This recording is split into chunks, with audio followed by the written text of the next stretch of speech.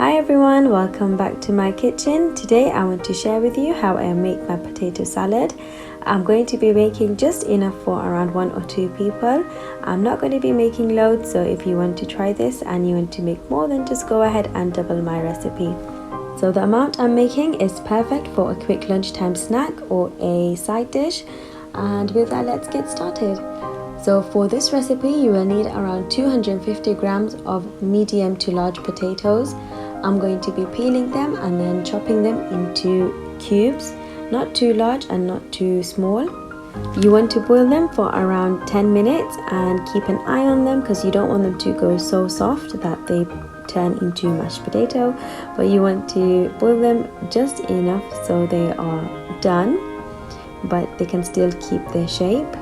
Next, in a bowl, add around 80 grams of mayonnaise, and you can always adjust this later on using the full fat mayonnaise, and if you want to make it with a low fat version, you can do that as well.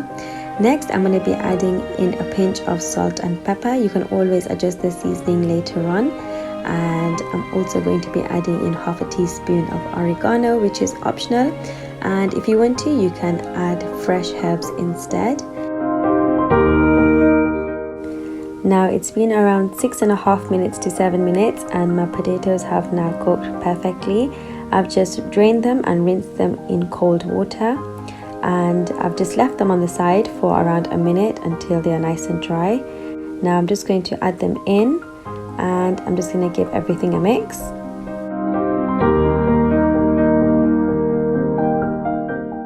Next, I'm going to be adding in around 1/4 teaspoon of lemon juice. You can also add in white vinegar as well, and if you're a fan of tanginess, then you can add in more.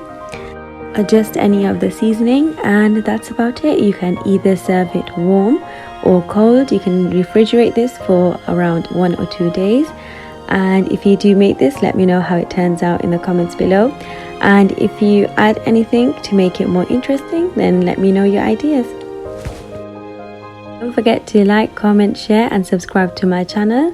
And for more easy recipes, you can also follow me on Instagram. And I hope to see you all next time.